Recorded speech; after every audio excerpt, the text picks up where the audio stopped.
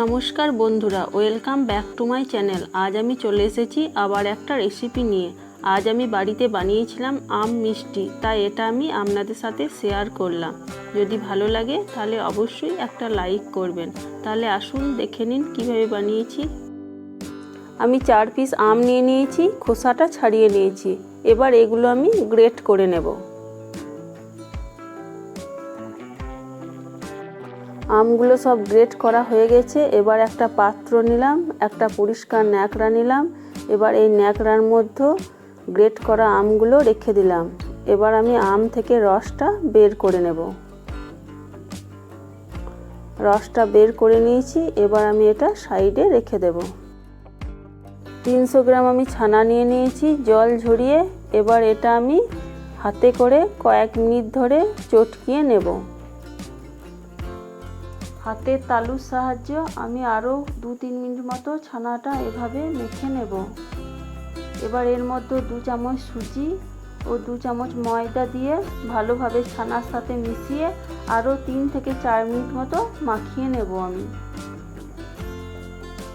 ছানাটা ভালোভাবে মেখে নেওয়া হয়ে গেছে। এবার আমি এখান থেকে এক একটা করে লেচি কেটে নেব। আপনারা আপনাদের ইচ্ছা মতো লেচির আকারটা করে নেবেন। এবার আমি লেচিগুলো থেকে এক একটা করে বলের মতো করে নেব।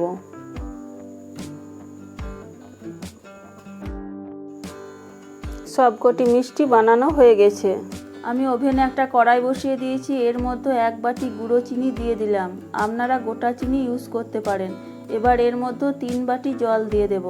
যেহেতু গুঁড়ো চিনি দিয়েছি তাই 3 বাটি জল দিলাম। আপনারা গোটা চিনি 1 বাটি দিলে 2 বাটি জল দেবেন।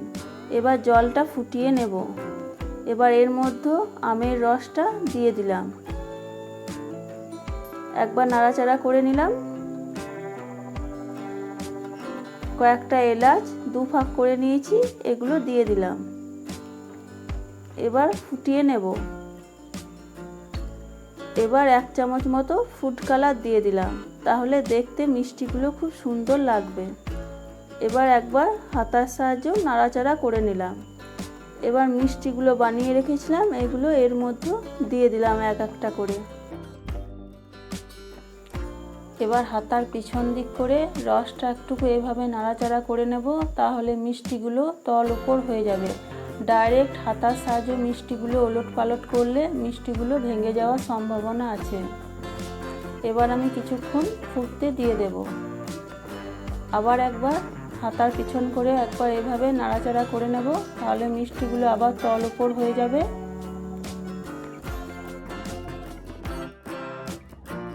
আম মিষ্টি রেডি হয়ে গেছে। আমি তুলে একবার দেখিয়ে দিচ্ছি মিষ্টিগুলো কতটা ফুলে উঠেছে এবং দেখতেও কতটা সুন্দর হয়েছে। আমি এবার এগুলো নামিয়ে নেব। আর আপনারা অবশ্যই বাড়িতে একবার ট্রাই করে দেখবেন এবং কেমন হয়েছে আমাকে কমেন্টে জানাবেন।